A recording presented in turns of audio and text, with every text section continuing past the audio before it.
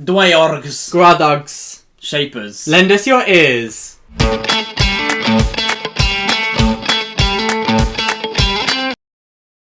And a huge thank you to all of our Patreons. Thank you to the Pit Fighters, the First Swords, and all of the Bright Stars. Truth and Courage. Hello and welcome back to you for the very first time to the channel. I am Will and this is my brother, and together we make the Brothers Gwyn, and today we are here to talk about a book called The Way of Edan by Dr. Fantasy himself, Philip Chase. So full transparency right at the beginning of this video, we are lucky enough to call Philip Chase a friend of ours, but we don't think that limits us talking about this book and giving our honest thoughts, because our reviews aren't just about whether we liked a book or not. It's about talking about the themes, what we really enjoyed about it, see if that would correlate to your reading taste. So we may really like something such as tropes that may not click with you, and so even though we may really enjoy it, it may be a mark for you that you should not read this. There may be something we didn't enjoy that you think, oh, but I really enjoy that. So whilst of course we do have that transparency about it, and obviously knowing Philip Chase personally, hopefully you can still feel like you get an honest review from us, and yeah, get some good thoughts and see if The Way of Edan is a book for you. We were lucky enough to have read this actually last year, around a year ago really. It's true. Philip Chase, well, he often says he has kind of a kindred spirit with Papa John Gwyn, who is our father, in case you're wondering. And because they had kind of the same influences growing up, they have the same the love of the Welsh language and the Welsh stories as well as their taste in fantasy. And obviously, being John Gwyn's sons, we managed to have a bit of, I guess, nepotism, which would be pretty cool. And Philip Chase asked us if we would be kind enough and honoured enough to actually read The Way of Edan before it was out. And we read this about a year ago. We did 2 videos with Philip Chase. One spoiler-free video talking about what we liked about it, what we loved. And then we also did a spoiler-filled video, which is not out on Philip's channel yet, but it will be in the next few weeks. That was the latest word from Dr. Fantasy himself. But The Way of Edan is a self-published fantasy tale. Obviously, probably, I reckon everyone who's watching this video right now is a fan of Philip Chase, Dr. Philip Chase. And yeah, so The Way of Edan is kind of harking back to this traditional style of fantasy. And I say traditional because it has, a few tropes that are very common in terms of fantasy books. But I mean, when I use the word trope, I don't know about you, Will, but I don't think of the word trope as a dirty word. I think of it as a good thing, because it's a tried and tested method, something in a book that speaks to us as a people. Yeah, it is classic fantasy meets modern fantasy. And in the best kind of way. Yeah, you can see it's kind of what I'd say is a mix of Tolkien, Gilmore and Gwyn, and often those kind of comparisons to other authors can fall into a few pitfalls that mislead people. Mm-hmm. But I mean it in the sense that it's got that kind of Tolkien-esque description of the characters, very immersive world, and a lot of focus on kind of the land as well. But it's got the more modern element in the sense of flawed characters who we are shown both their virtues and their vices. And yeah, Ed was talking about the tropes.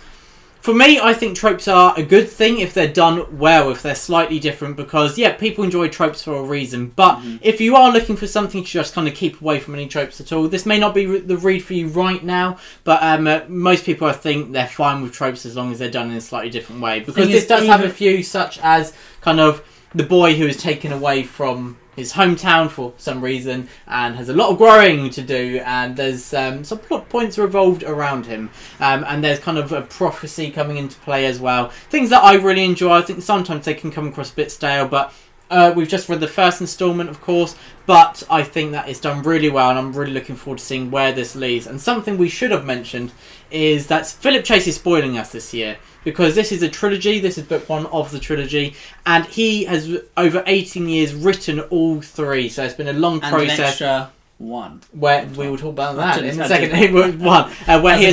Where he has been refining his books, and so he's releasing each instalment of this trilogy 3 months apart. So The Way of Edan came out on the 21st of March. The next one will be in June, and the third one, guess what, will be out in September. And then there'll be a sequel standalone out in 2024. But so people who don't really enjoy picking up books before they can read the finished series, well, you should just read it now, because it's only going to be a few months until the next one, and then the one after that. So what should we talk about next then? Should we talk a bit about the characters? Well, I was going to say, going back to what Will said about tropes. I mean, what I love about tropes is that often they can be subverted, whether that is on the nose or in a really subtle way. And Philip Chase subtly subverts a couple of tropes here and there, and that's what I absolutely love about The Way of Edan. And also, I've got to say, Philip's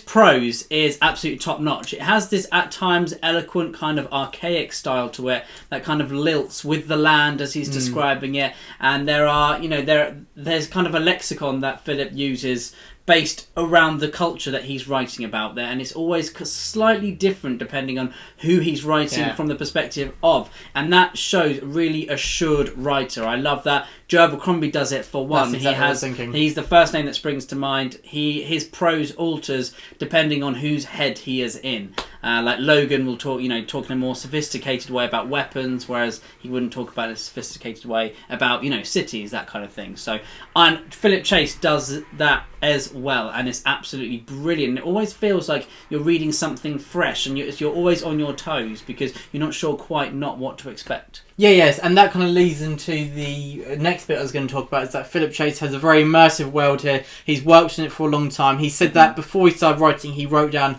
around 100 pages of the history of the land, the formation, the peoples, the different cultures, and he said a lot of it didn't become relevant enough for him to mention, but I really like that because it shows the discipline of an author, not to kind of info dump, but it shows there is that immersion, that when the detail is needed, that it is drip fed, and it creates an experience that we feel like this is a very expansive world that has distinctions between the different countries and nations and the conflicts they are entering. There is a history about it, a sense of gravitas, which I really enjoyed. And that kind of leads into... We had the pleasure of talking to Philip about his book on the channel last week, I believe, from when this video is coming out. And we talked to him a lot about the action because I was very interested to see. I thought that Philip Chase did a great job of balancing kind of the epic scope of these kind of forces clashing on a large scale at times, but then he gets that kind of adrenaline pumping element, more intimate aspect to it as well. And so we talked a lot about that, and he said he did that quite consciously. So it kind of felt like a great mix of all the best bits of action writers that we've encountered, such as Papa Gwyn, Joe Abercrombie, Evan Winter, and it felt like quite a mix of those. And as Ed said, there are at times a very lyrical, archaic approach to it, and at times he just spins a line that just pops out of nowhere, and it's absolutely beautiful and breathtaking, but it's quite stripped back at times as well. So I really liked kind of the diversity to the writing, that it really does grow and evolve alongside the story, and gives us what it needs in that scene.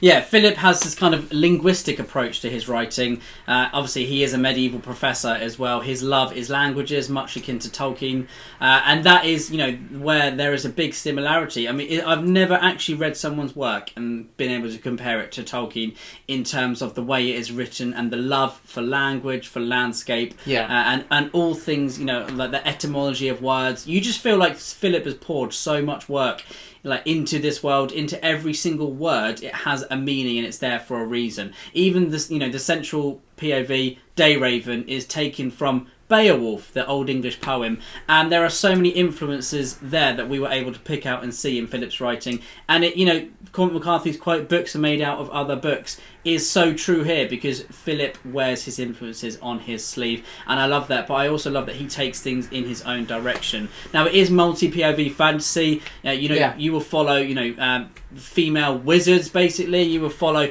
a chosen one kind of character. You will also follow many villains, which is Philip's, I think, his strongest suit. He has this really wry, dark sense of humour, and you cannot help but laugh along with him.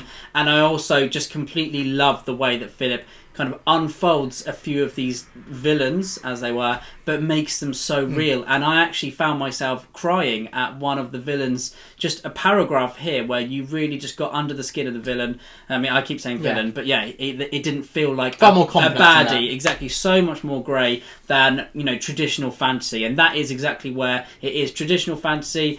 Those values that usually fantasy would have had, exactly, but also meets these grey, complex characters where there is a big emphasis on the action as well, action furthering the plot. Now, I just love Philip's writing. He has great fantasy creatures in there, so if you're a fan of the Witcher books, you will find something to absolutely love. David Gemmell's, I mean, this is my quote that is actually amazing enough to be in the book. I'm not saying my quote's amazing, but it's amazing that it's actually in there. My amazing quote is in the book. But it is David Gemmell's characters invade the landscape of Tolkien, and you know that is exactly what it made me feel. I love David Gemmell's heroes and his not so heroes, and all of his characters really stick in my mind, and also the way that he writes action. And Philip Chase really reminds me of David Gemmell's strong suits. So yeah, I've really loved The Way of Edan. I can't wait to read the other two as well. And I've really enjoyed kind of viewing a bit of the magic system. It's not developed too much in The Way of Edan, so if you're in books with the magic system, may not be 100% the one for you, but I really enjoy kind of what we're shown. It's often tied to some utterly terrifying, fantastical creatures. And so I'm really looking forward to Philip Chase. He seemed to tease that there'll be a lot more of that in book 2, and so I'm really looking forward to that. And kind of in juxtaposition to the magic not being touched upon as much, this is a character book. This is character driven. It's about the characters, and at times that does slow the pace down a bit, but for me it didn't decrease my enjoyment of the book because I'm there for the characters as well. And I thought there's some beautiful, slower, more intimate character moments that I thought there was great payoff, and it meant that when we got to those faster elements and those action sequences, there was investment. And so in my opinion, Philip Chase did a great job balancing that, because a lot of writing is a balancing act, isn't it? And I wish I could do it really well. And Philip Chase, I think he got a great balance here. And so that may be a thing that is just me. Some people may find it a bit slower paced. No, I think it was, and I think it was a bit of slightly slower pace in the middle. And there are a couple of things that maybe felt a little bit convenient towards the plot, but that is like, you know, that is being 100% picky as you can. You know, there are so many things to love about Philip Chase's writing, and even though it is slightly slower in the middle, that's the thing about the first book in a fantasy world. You've got multi POVs; they're all having to get somewhere, aren't they? So the climax of book 1 hits hard, and you know it never feels weak on plot. No, if it's slower pace, it's not because there's little or no plot. It's not because there's little or no action. It's just because of, you know, the amount of characters that Philip has as well. You know, balanced also with what they all have to do to get to the end. And the ending of the book is absolutely superb. I would definitely agree. The beginning and the ending are the strongest bits. Oh yeah. The beginning, there are some shocks and twists that immediately you're like, whoa, you're hooked. Okay, I'm going to read the first 100 pages just right now. And then at the end, you get to there's a certain scene where then you're like, okay, I'm going to read the final 200 pages now. Yeah, and I've tried to be a bit extra critical because, as we said, we do have a relationship with Philip Chase, and I've realised that what I've come up as critiques aren't really critiques, they're just kind of preferences. But for you they may be, so I've really tried, because of course we are aware that, we know Philip and we still want to give an honest review that people feel like they can rely upon and look at to see if this would be a book they enjoy. So hopefully you feel like we've been honest and that we've given a depiction of what we felt in a good way. And so that is our thoughts on The Way of Edan. In short, we both really loved it, we thought it was great, and we cannot wait to pick book 2 up as soon as possible, and we do not have too long to wait. And Ed, do you want to hold The Way of Edan up one more time before we finish this review? I really like the cover. It's a great book. It's classic fantasy meets modern fantasy. I loved it. Kind of felt a bit nostalgic, but then in a very different world that feels refreshing, but at the same time it feels like you can kind of relax into it and feel safe. There's elements that feel a bit like the Shire, which I loved. And until you meet the elves. Until you meet the elves. They are not pointy-eared Legolasses, for sure. But everyone, thank you so much for watching. I imagine most of you have picked up The Way of Edan already, and I imagine all of you know who Dr. Fantasy Philip Chase is himself. But if you don't, definitely give his channel a follow. It is awesome, and I hope that you do pick up The Way of Edan. And everyone, thank you so much for watching. Truth and courage, The Brothers Gwyn. Truth and courage, stay safe, and thank you, Philip, for this awesome read, The Brothers Gwyn.